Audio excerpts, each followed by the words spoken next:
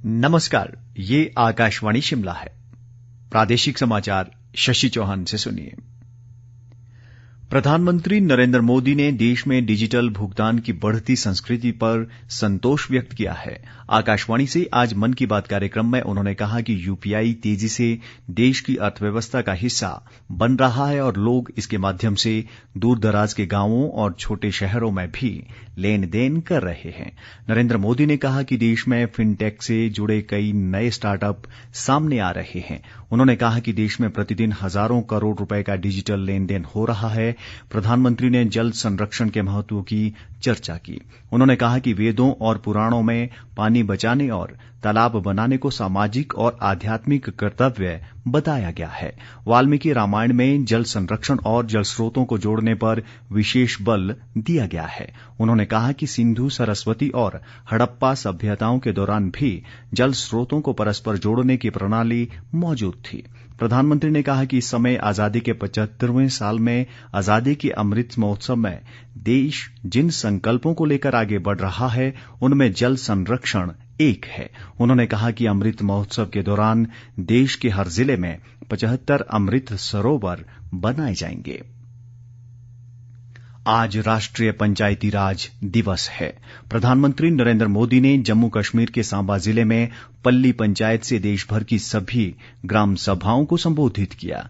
प्रधानमंत्री ने कहा कि ये परिवर्तन का प्रतीक है कि आज कश्मीर में पंचायती राज दिवस मनाया जा रहा है। नरेंद्र मोदी ने पंचायती राज संस्थाओं को मजबूत करने पर बल देते हुए कहा कि ये पंचायत लोकतंत्र की सबसे छोटी संसद है। इधर प्रदेश में भी पंचायती राज दिवस पर अनेक कार्यक्रम आयोजित किए गए। ग्रामीण विकास व पंचायती राज मंत्री वीरेंद्र कंवर ने ऊना में प्रधानमंत्री नरेंद्र मोदी के संबोधन को सुना। उन्होंने कहा कि पंचायती राज देश की धरोहर है और संविधान में 73वें संशोधन के माध्यम से पंचायती राज व्यवस्था अस्तित्व में आई। उन्होंने कहा कि वर्ष 1993 में आज ही के दिन लागू हुए इस संशोधन के माध्यम से पंचायतों को संवैधानिक दर्जा मिला। वीरेंद्र कंवर ने सभी पंचायत प्रतिनिधियों से ईमानदारी व समर्पण की भावना से काम करने का आह्वान किया और कहा कि बीपीएल श्रेणी में सही व पात्र परिवारों का चयन होना चाहिए। पंचायत राज मंत्री ने जिला परिषद ऊना को दीनदयाल उपाध्याय पंचायत सशक्तिकरण पुरस्कार प्रदान किया। इस पुरस्कार के तहत 50 लाख रुपए की राशि दी गई है। राष्ट्रीय पंचायती राज दिवस के उपलक्ष्य में आज प्रदेश के अनेक जिलों में विशेष ग्राम सभाओं का आयोजन किया गया। हमीरपुर जिले में भी सभी पंचायतों में आज ग्राम सभा की बैठकें हुई और इस दौरान प्रधानमंत्री किसान सम्मान निधि के सभी लाभार्थियों को किसान क्रेडिट कार्ड उपलब्ध करवाने के लिए विशेष अभियान शुरू हुआ। इस बीच हमीरपुर जिले की ब्लॉक पंचायत समिति नादौन और दहड़ी पंचायत को राष्ट्रीय पुरस्कार से नवाजा गया है। दहड़ी पंचायत में हुए एक कार्यक्रम में विधायक नरेंद्र ठाकुर ने पंचायत प्रधान और अन्य जनप्रतिनिधियों को इस उपलब्धि के लिए बधाई दी।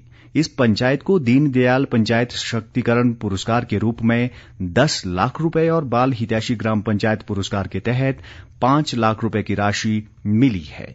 उधर नादौन में हुए एक कार्यक्रम में राज्य परिवहन निगम के उपाध्यक्ष विजय अग्निहोत्री ने बताया कि पंचायत समिति नादौन ने लगातार दूसरी बार 25 लाख रुपए का दीनदयाल पंचायती राज पुरस्कार प्राप्त कर पूरे देश में मिसाल कायम की है।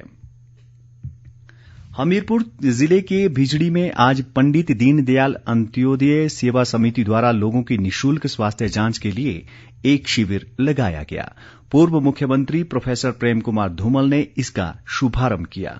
उन्होंने सेवा समिति के प्रयासों की सराहना करते हुए कहा कि कोरोना काल में भी समिति ने पीड़ित मानवता की सेवा के लिए उल्लेखनीय कार्य किया है। धूमल ने बताया कि केंद्रीय मंत्री अनुराग ठाकुर के सहयोग से शुरू की गई सांसद मोबाइल स्वास्थ्य सेवा के तहत भी मोबाइल एम्बुलेंस वैन लोगों के घर द्वार पर उपलब्ध करवाई जा रही है, जिसके माध्यम से लाखों लोगों को चिकित्सा सुविधा दी गई है।